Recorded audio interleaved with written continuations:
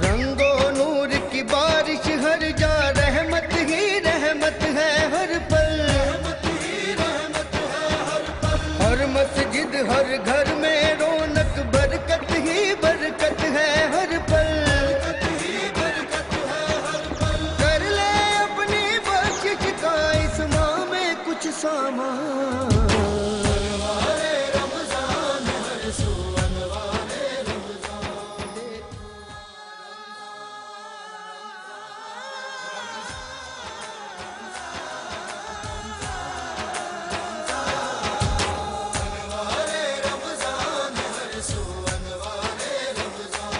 देखो अनवारे रमजान। एक मरतबा फिर अनवारे रमज़ान की खुसूसी अवतार ट्रांसमिशन में K21 न्यूज़ के प्लेटफॉर्म से बरादरान इस्लाम आपकी मेज़बान रसैफ़ी आपको खुशामदीद कहती हूँ। और नाजरीन, आज जैसे कि हम नवे रोज़ में दाखिल हो गए हैं और नवा रोज़ा है आज का, और साथ ही जी हम उसकी अब अफ्तार की जानिब बढ़ रहे हैं। बहुत ही लंबे ब्रेक पे आप गए हुए थे, इसके बाद भी बहुत लंबा ब्रेक है जिसके ऊपर आप गए हुए थे 2 घंटे के ब्रेक के बाद। जी अब हम आ रहे हैं वापस सेट पे। ट्रांसमिशन के स्पॉन्सर्स की बात करेंगे, लेकिन उससे पहले जी आज के वार्डरोब की बात करते हैं। आज का वार्डरोब जी हमें स्पॉन्सर किया है i.नीक ने, जिनकी प्री ईद बुकिंग स्टार्ट हो चुकी हैं। i.नीक वे के नाम से इनका इंस्टा पे पेज है, आप जाके अपना जो है वो जो भी ऑर्डर है वो करवा सकते हैं बुक जी। साथ ही जी हमारे इस ट्रांसमिशन के बहुत सारे स्पॉन्सर्स हैं, उनकी भी बात करूंगी और उनकी तरफ भी चलूंगी। तो जी ट्रांसमिशन के स्पॉन्सर्स में कौन कौन शामिल है? इस ट्रांसमिशन को जी स्पॉन्सर किया है पेप्सी ने। ट्रांसमिशन के स्पॉन्सर्स में शामिल हैं 7 अप, पाकोला मिल्क, टैंग, हमदर्द, रू Afza, GFS builders, pizza max, Kausar मसाले, फॉर्मी बॉडी स्प्रे, मुगलिया निम्को, ब्लैक बेटी, शहनशाह राइस, मलका फूड्स, बॉन्जूर, मलबसात और नेल्सन पेंट्स हमारे साथ शामिल हैं इस ट्रांसमिशन के स्पॉन्सर्स में। और जी जैसे कि सारे हमारे स्पॉन्सर्स हमारे साथ हैं और उनकी मैं बेहद शुक्रगुजार हूँ अपने तमाम तरह स्पॉन्सर्स की जो हमारे साथ बंधे हैं इस ट्रांसमिशन के अंदर पहले रमज़ान से टिल चांद रात तक। इसके अलावा जी आज हम बात कर रहे हैं जी ख़ास तौर पे हज़रत यूसुफ़ अलैहिस्सलाम के हवाले से, और जुम्मे का दिन भी है। अब ये दूसरा जुम्मा है जी आज हमारे पास, और पहला जुम्मा जब रमज़ानुल मुबारक की आमद हुई उसका आगाज़ हुआ वहीं से, और अब जो है वो दूसरे जुम्मे की तरफ हम आ चुके हैं, बढ़ गए हैं अब। और पहला जो अशरा है वो भी अब इख्तिताम पजीर होने को है। पहले अशरे के हम जो है आखिर की तरफ अब बढ़ रहे हैं। साथ यहाँ पे हमारे मेहमान भी होंगे जैसे कि मैंने आपके आगाज़ में बताया था, और मेहमानों के साथ यहाँ उलमा कराम भी होते हैं। उलमा कराम के साथ साथ जी हमारे साथ नात ख्वां हजरात भी होते हैं, और नात ख्वां के अलावा हमारे साथ यहाँ पे मौजूद होते हैं मेहमान भी, और उनसे भी हम बात करते हैं मुख्तलिफ मौज़ूआत के हवाले से। नाजरीन मेरे साथ यहाँ पे हमारे नात ख्वां भी हैं और मेहमान भी हैं, उनकी तरफ भी जाऊँगी और उनसे भी बात करूँगी। लेकिन रमज़ानुल मुबारक के हवाले से बात कर लें। रमज़ानुल मुबारक का महीना जो है वो आते ही हर तरफ, जैसे कि हमने आगाज़ में भी बात करी, नेमतों और बरकतों और रहमतों के हवाले से, क्योंकि ये पहला अशरा है, रहमत से भरपूर अशरा है, और जहाँ रहमत रब ताला की हम समेट रहे हैं वहीं पे दूसरा अशरा और तीसरे अशरे की तरफ भी हम आगे बढ़ेंगे। लेकिन आज जो ख़ास तौर पे हम बात कर रहे हैं हज़रत यूसुफ़ अलैहिस्सलाम के हवाले से बात कर रहे हैं। और हज़रत यूसुफ़ अलैहिस्सलाम के हवाले से कल हमने बात की थी कि किस तरह से उनको जब उनको ग़ुलाम के तौर पे मिस्र के बाज़ारों में लेके जाया गया और वहाँ फ़रोख़ के और अज़ीज़ मिस्र ने उनको ख़रीदा, और फिर उसके बाद अपनी वापस आके अपने महल में अपनी जो ज़ौजा थी ज़ुलेखा, उससे कहा कि ये ग़ुलाम को नहायत ही एज़ाज़ व कराम के साथ रखो और इसको अपने पास रखो। उस वक्त उनकी उम्र 13 से 17 बरस बताई जाती है। फिर ज़ुलेखा जो उनकी जो वाइफ होती है अज़ीज़ मिस्र की, वो उनके हुस्न की फ़रिफ्ता हो जाती है, यानी कि उसके अंदर बहुत ज़्यादा, वो कहती है कि जी बहुत हसीन और जमील होते हैं। तो वो एक तरीके से जब उनकी फ़रिफ्ता हो जाती है तो फिर एक दिन खूब सिंगार बनाओ करती है और तैयार होती है। पहले तो वो मुख्तलिफ अंदाज में कोशिश करती है उनको लुभाने की, उनको जाल में फंसाने की, लेकिन वो नहीं फंस रहे होते, तो वो गुस्से में आती है कि जी मेरी चूँकि जो मुराद है, जो मेरी तमन्ना है, वो क्यों नहीं पूरी होती।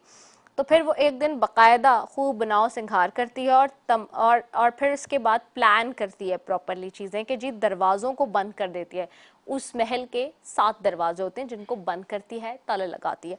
और उसके बाद यूसुफ अलैहिस्सलाम को तन्हाई में लुभाने की कोशिश करती है। आपने माज़अल्लाह कह के फरमाया कि मैं अपने मालिक अजीज़ मिस्र के एहसान को, उस वक्त आप ये कहते हैं कि अजीज़ मिस्र के एहसान को फरामोश करके हरगिज़ इसके साथ कोई ख़यानत नहीं कर सकता। फिर जब खुद जुलेखा आपकी तरफ लपकी तो आप भागते हैं, और जब आप भागते हैं उन दरवाज़ों की तरफ तो जुलेखा ने दौड़ के पीछे से आपका पैराहन पकड़ लिया होता है, यानी कि जो कुर्ता होता है, जो फट गया, और आपके पीछे जुलेखा दौड़ती हुई सदर दरवाजे पर पहुंच गई, यानी कि आखिरी। वैसे तो वो एक एक दरवाजे से की तरफ भागते हैं यकीन रखते हुए अल्लाह के ऊपर खाली, और उनको पता है कि ताले लगे हुए, दरवाजे बंद हैं, लेकिन चूंकि उनका ईमान कामिल है रब के ऊपर, वो जैसे जैसे एक एक दरवाजे की तरफ भागते रहते हैं, दरवाज़ा खुलता रहता है, पहला, दूसरा, तीसरा, चौथा, और फिर वो सारे के सारे दरवाजे। और फिर उसी वक्त जब ये वाक़या हो रहा था, ठीक उसी वक्त जो है इसी हालत में जो अजीज़ मिस्र होता है वो दाखिल हो जाता है,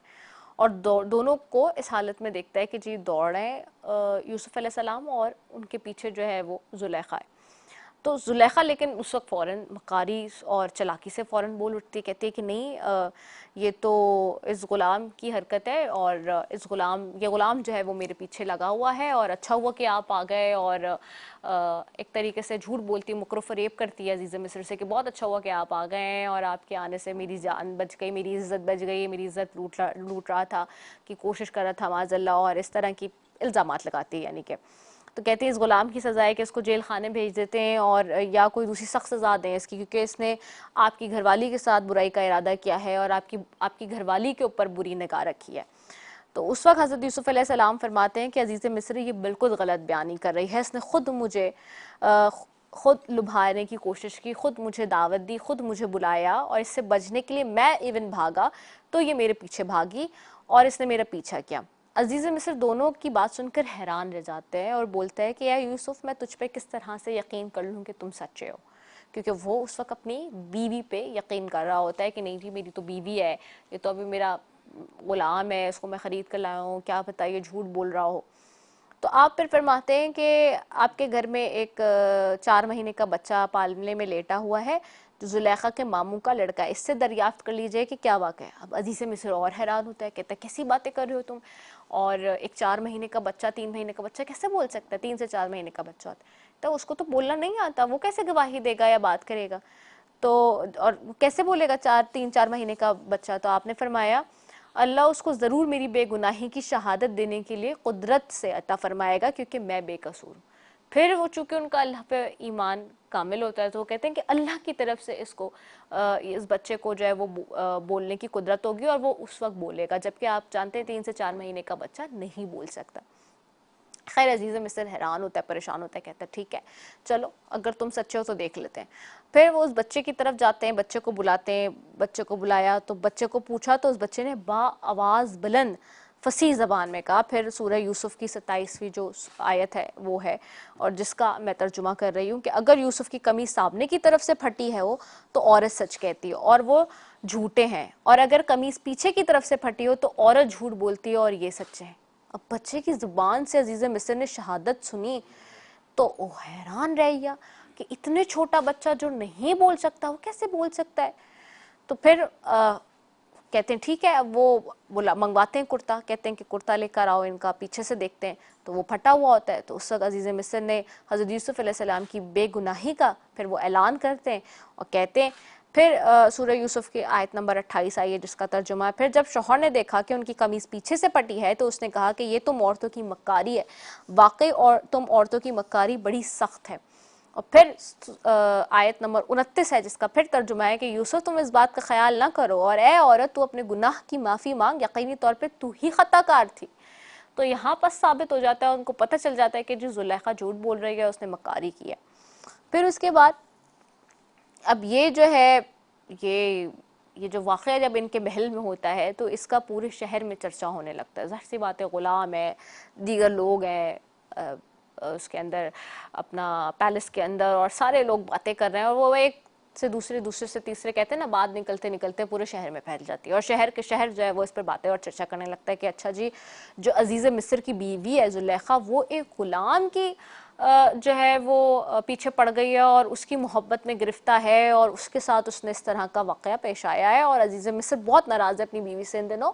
और बड़ी नाचाकी चल रही है।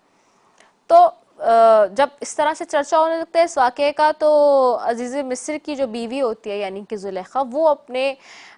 वो कहती है कि अच्छा ठीक है, मेरे हवाले से इस तरह की बातें हो रही हैं, तो कहती है कि चलो, अब जब शहर की मोअज़्ज़ज़ औरतें जब इस वाक़े का चर्चा कर ही रही हैं कि मिस्र की बीवी, अजीज़ मिस्र की बीवी अपने ग़ुलाम को वरगलाना चाहती थी, तो ठीक है,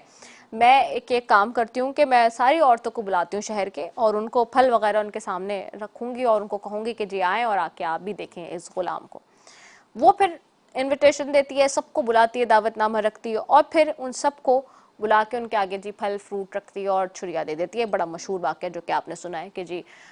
हुस्न यूसुफ में जो है वो लोगों ने उंगलियां कटा ली, हाथ कटा लिए, वो वाक़या अब आ रहा है। तो फिर जब वो आती हैं, सारी औरतें आती हैं, जमा हो जाती हैं शहर की और उनको छुरी पकड़ा दिए जी, फल दे दिया गया है। अब महल के अंदर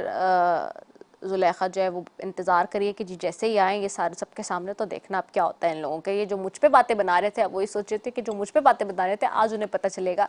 कि आलम क्या है एक्चुअल।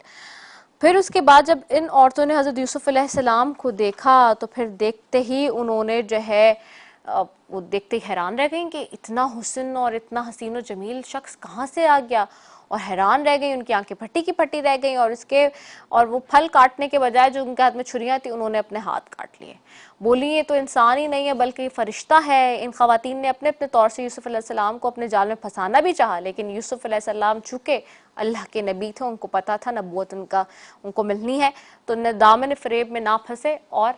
बिल्कुल उसी तरह मुंह मोड़ा जैसे जुलेखा की जो बदनीयती थी और उसका जो जाल था उससे उन्होंने मुंह मोड़ा। फिर वहां भी उन्होंने मुंह मोड़ा और अपने ईमान पर कायम रहे, और यही ईमान की बेशक निशानी है कि उन्होंने अल्लाह के ईमान को, कामिल दीन का दामन पकड़ के रखा और वहां पे भी नहीं फिसले। फिर इस तरह के वाक़यात बढ़ गए तो वज़रा और अरकान सल्तनत ने अजीज़ मिस्र से मशवरा किया कि देखें अब तो बहुत बुराई हो रही है और पूरे शहर में चर्चा हो रहा है, बदनामी हो रही है, तो एक काम ये करते हैं कि जनाब यूसुफ अलैहिस्सलाम को कैद खाने भिजवा देते और वहाँ डाल देते ताकि कोई इस तरह का मसला ही ना हो, और जब इस तरह का कोई मसला नहीं होगा तो हम बदनामी से भी बच जाएंगे। तो ये कह के असीसे मिस्र को कहते हैं और फिर आप जेल पहुंचकर, जब फिर जेल में आपको डलवा दिया गया, फिर जब जेल में पहुंचे तो आपने कहा अल्लाह ये कैद खाने की कोठरी मुझको इस बला से ज़्यादा महबूब है जिसकी तरफ जुलेखा और ख़वातीन मिस्र मुझे बुला रही थी। आप वहाँ जाके भी अल्लाह से दुआ करते हैं, फिर पनाह मांगते हैं उस सारी बुराई से, कहते हैं उस बुराई से ये सज़ा अच्छी। आप इमेजिन करें कि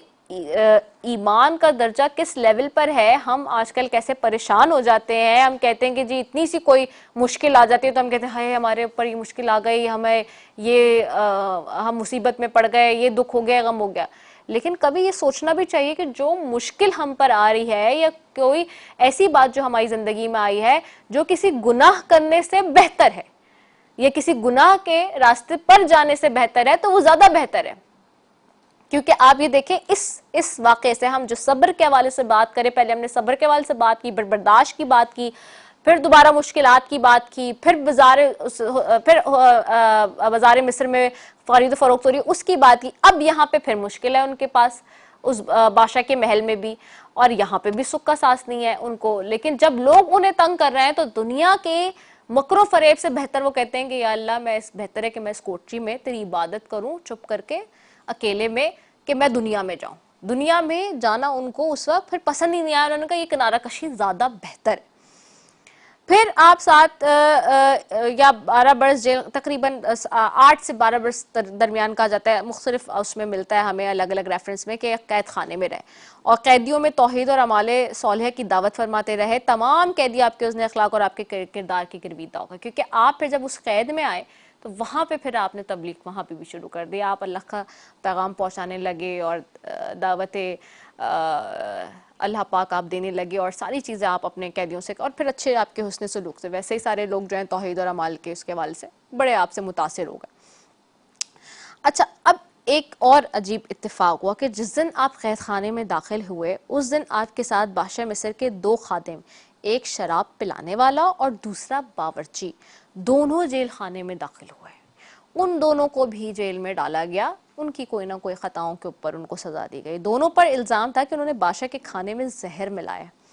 उन दोनों ने जेल में ख्वाब देखा, दोनों ने, अच्छा अब जेल में वो ख्वाब देख रहे हैं, दोनों अपना अपना ख्वाब जो है वो हज़रत यूसुफ अलैहिस्सलाम से बयान किया, जिसकी ताबीर पर हज़रत यूसुफ अलैहिस्सलाम ने बयान की, जो 100% बाद में सही साबित होती है। और उसके ऊपर भी फिर आगे एक जो है वो लंबी कहानी है जिसके ऊपर हम बात करेंगे, लेकिन यहाँ पे चूंकि मैंने एक वक्फा लेना है तो एक वक्फे की तरफ जा रही हूँ, उसके बाद वापस आ रही हूँ। अस्सलाम वालेकुम वरहमतुल्लाहि वबरकातुहू।